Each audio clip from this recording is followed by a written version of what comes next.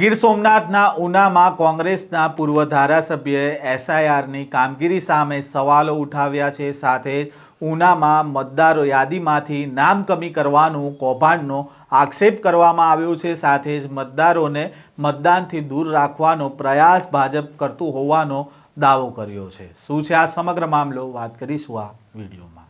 વૈષ્ણવજન તો તેને કહીએ જે પીડ પરાઈ જાનાને રે। નમસ્કાર, નવજીવન ન્યૂઝમાં આપનું સ્વાગત છે। હું છું જયંત દાફડા। ગીર સોમનાથના ઉના પંથકમાં એસઆઈઆરની કામગીરી પૂર્ણ થઈ ગઈ છે અને હવે 7 નંબરના ફોર્મ ભરવામાં આવી રહ્યા છે। ત્યારે ઉનાના પૂર્વ ધારાસભ્ય અને જિલ્લા કોંગ્રેસ પ્રમુખ પૂજા વંશ દ્વારા આ કામગીરીમાં જે નામ કમી કરવામાં આવી રહ્યા છે તે અંગે રજૂઆત કરવા માટે પ્રાંત કચેરીએ દોડી આવ્યા હતા અને કહ્યું હતું કે હાલ મતદારોનું મેપિંગ થઈ રહ્યું છે અને મતદાર યાદીમાં પણ ફોટો સાથેની પ્રસિદ્ધ થઈ ગયેલ છે, પરંતુ જે મતદારો સ્થળાંતર થયા હોય એ મૃત્યુ પામ્યા હોય અને જે મતદારોએ ફોર્મ પરત ના આપ્યા હોય તે બધી યાદી બીએલઓએ અલગ કરીને આપેલી છે। પરંતુ ભારતનું ચૂંટણી પંચ ભાજપ સાથે મિલીભગત કરી અને વહીવટી તંત્રનો દુરુપયોગ કરીને કોંગ્રેસની વિચારધારા સાથે જોડાયેલા જે મતદારો છે તેવા મતદારોના નામ કમી કરવા માટે આ ષડયંત્ર કરવામાં આવ્યું હોવાનો આક્ષેપ કરવામાં આવ્યો છે। પહેલાં તો આ આક્ષેપને લઈને શું કહી રહ્યા છે કોંગ્રેસના પૂર્વ ધારાસભ્ય પૂજા વંશ, તેમને સાંભળીએ। એસઆઈઆરની કામગીરીમાં શરૂઆતને લઈને જ કોંગ્રેસ પક્ષ દ્વારા ચૂંટણી પંચને રજૂઆતો કરવામાં આવી છે કે એસઆઈઆરની કામગીરીની અંદર કાયદેસરના મતો જે હોય, કોંગ્રેસની વિચારધારા સાથે જોડાયેલા મતો જે હોય એને કમી કરીને ચૂંટણીઓ જીતવા માટેનું ભાજપ પ્લાનિંગ કરવામાં આવી રહ્યું છે। એ રીતે સમગ્ર દેશમાં કરી રહ્યું છે। તે જ રીતે ઉનાની અંદર પણ એસઆઈઆરની અંદર છેલ્લા 3-4 દિવસની અંદર 6,604 ફોર્મ જે છે એ 2-3 દિવસમાં જ ભરાઈને રજૂ કરવામાં આવ્યા છે। મેં અગાઉ વહીવટી તંત્રને હું કહેતો આવ્યો છું કે ભાઈ આ બાબતે ચકાસણી કરવામાં આવે છે અને જે ફોર્મ રજૂ થયા છે એ ભાજપના કાર્યકર્તાઓ અને આગેવાનો દ્વારા ડુપ્લિકેટ રીતે ઉના તાલુકાના બૂથ વાઇઝ અને એમાં ખાસ કરીને લઘુમતી સમાજને ટાર્ગેટ બનાવીને ફોર્મો ભરવામાં આવ્યા છે। મારી પાસે જે ફોર્મ જે છે એ ફોર્મ છે એ સિલોજ ગામના છે। સિલોજ ગામના ફોર્મ મારી પાસે આવ્યા છે ને એમાં ફોર્મ ભરનાર છે ભટ્ટી મોહમ્મદ સત્તાર કાસમ અને એમાં અંગ્રેજીની અંદર સહી કરેલી છે। આ ફોર્મની અંદર 7 ફોર્મ ભરાણા છે અને 7 ફોર્મમાં ભરાણા છે તો એમાં કોઈ વ્યક્તિ એવી રીતે છે, કોઈ પોતાના પિતાનું નામ મતદાર યાદીમાંથી કમી કરાવે ખરા, પોતાની માતાનું નામ છે એ મતદાર યાદીમાંથી કમી કરાવે ખરા, છતાં પણ એના મા અને એના બાપાના નામે પણ ફોર્મ ભરાઈને 7 નંબરના ફોર્મ ભરવામાં આવ્યા છે।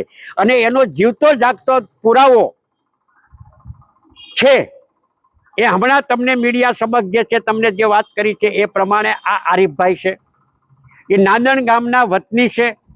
નાંદણ ગામની અંદર વર્ષોથી રહે છે પોતાના કુટુંબ પરિવાર સાથે અને એની સાથે જે ભાઈ જે છે એ ત્યાં નાંદણ ગામની અંદર વીસી તરીકે ત્યાં કામ કરે છે।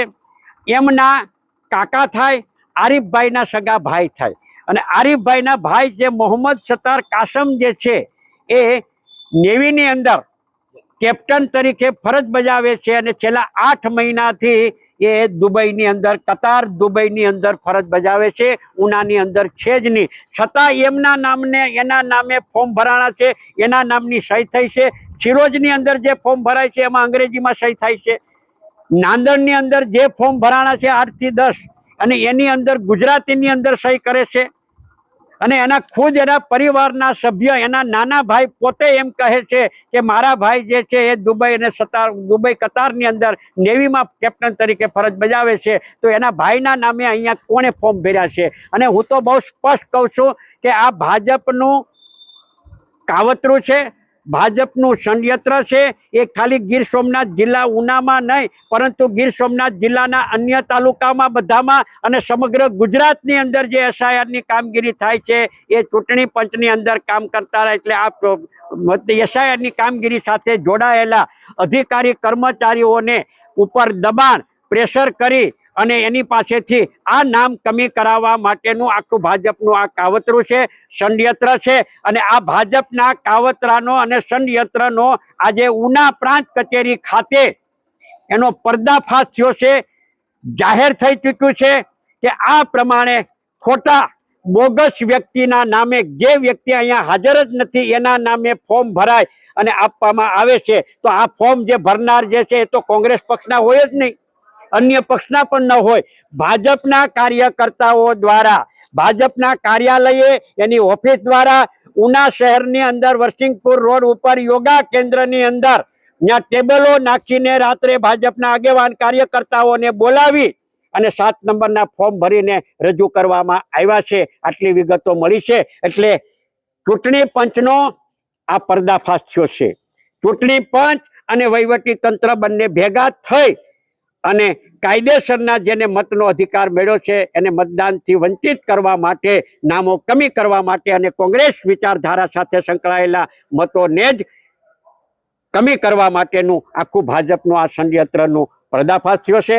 હું આરીફભાઈને પણ વિનંતી કરી છે કે આવતીકાલે આની આખી ચકાસણી કરી વકીલની સલાહ લઈ અને આનો કાયદેસરની પોલીસ ફરિયાદ દાખલ કરવી પણ જોઈએ. અને આવનારા દિવસોની અંદર આ પરિવાર જે છે એ પોલીસ ફરિયાદ પણ આ બાબતે કરશે. પૂજા વંશે આક્ષેપ કર્યો છે કે બુથ પ્રમાણે 15 થી 150ના 7 નંબરના ફોર્મ ભરી અને ફોર્મ ભરનાર વ્યક્તિ બીજા ગામને ત્રાહિત વ્યક્તિ અજાણ્યા નામે ફોર્મ રજૂ કરે છે અને જે લોકોને મતદારનો અધિકાર મળ્યો છે એમને મતદાનથી વંચિત કરવાનો અને ખાસ કરીને કોંગ્રેસની સાથે જોડાયેલા મતદારોના નામ કમી થાય તે માટેનું ભાજપે ષડયંત્ર રચ્યું છે. હવે જે કોંગ્રેસના પૂર્વ ધારાસભ્યએ જે આક્ષેપો કર્યા છે તેને લઈને હવે તંત્ર દ્વારા શું ખુલાસો કરવામાં આવે છે તે જોવું રહ્યું. આ પ્રકારના સમાચાર અહેવાલ સાથે ફરી મળીશું. નવજીવન ન્યૂઝ સાથે જોડાયેલા રહેજો.